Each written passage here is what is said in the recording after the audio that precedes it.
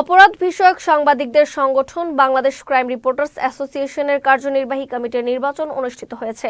শুক্রবার সকাল ৯টা থেকে বিকাল ৪:৩০ পর্যন্ত চলে ভোট গ্রহণ। পরে গণনা শেষে ফলাফল ঘোষণা করা হয়। বিস্তারিত মিশুক হাওলাদারের প্রতিবেদনে। সমাজের অপরাধ ও অসঙ্গতি গণমাধ্যমে তুলে ধরেন ক্রাইম রিপোর্টাররা। তাদেরই সংগঠন বাংলাদেশ ক্রাইম রিপোর্টার্স অ্যাসোসিয়েশন ৪০ বছর ধরে সাফল্যের সাথে পরিচালিত হয়ে আসছে সংগঠনটি। প্রতি বছর নির্বাচনের মাধ্যমে কার্যনির্বাহী কমিটি গঠন করে থাকেন সংগঠনের সদস্যরা। যথারীতি ভোট হয়েছে এবারও। আমাদের নির্বাচনটা সবসময় একটা উৎসবমুখর নির্বাচন হয়। অন্যান্য নির্বাচন হচ্ছে অত্যন্ত ভালো এবং গণতান্ত্রিক প্রক্রিয়ায় সুন্দর পরিবেশে আমরা ভোট দিচ্ছি। এবারের নির্বাচনে সভাপতি পদে মির্জা মেহেদী তমাল ও সাধারণ সম্পাদক পদে এম বাদশাহ নির্বাচিত হয়েছেন। শুক্রবার সকাল ৯টা থেকে সেগুনবাগিচার ক্লাবের কার্যালয়ে শুরু হয় ভোট গ্রহণ, চলে বিকাল ৪:৩০ পর্যন্ত। এবারের নির্বাচনে সভাপতি, সাধারণ সম্পাদক ও অন্যান্য পদে প্রতিদ্বন্দ্বিতা করেন মোট ২৫ জন প্রার্থী। বিকেলে ভোট গণনা শেষে ফলাফল ঘোষণা করেন নির্বাচন পরিচালনা কমিটির চেয়ারম্যান সিনিয়র সাংবাদিক আবু তাহের। সভাপতি পদে প্রতিদ্বন্দ্বিতা করেছেন ৪ জন।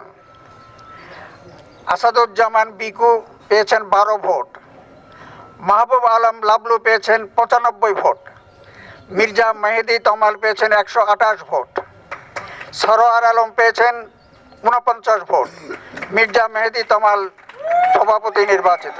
ফলাফল প্রকাশের পর সবার কাছে দোয়া কামনা করেন নবনির্বাচিত সভাপতি ও সাধারণ সম্পাদক সহ নির্বাচিত সদস্যরা। আল্লাহর অশেষ রহমত এবং আপনাদের সবার সহযোগিতায়, বিশেষ করে ক্লাবে সাধারণ সম্পাদক পদের মতো পদে আপনাদের সবার এত বিপুল ভোটে বিজয়ী করার যে দায়িত্ব আপনারা দিয়েছেন, আমার জন্য সবচেয়ে বড় চ্যালেঞ্জ এটি এবং আমার পার্সোনাল ক্যারিয়ারের জন্য মনে করে অনেক বড় দায়িত্ব আপনারা চাপিয়ে দিয়েছেন।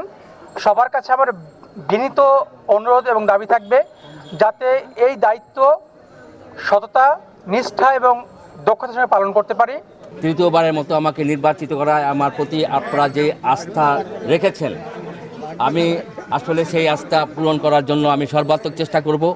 আগে যা করেছি ২ বছরে আপনারা জানেন, আমি তার চেয়ে বেশি এই বছর করার চেষ্টা করব। এটা আমি আপনাদের সামনে আমি কমিটমেন্ট করে গেলাম। নির্বাচিত সকল সদস্যরা আগামী দিনে সংগঠনটির সাফল্য বয়ে আনবে এমন প্রত্যাশা ক্লাব সদস্যদের।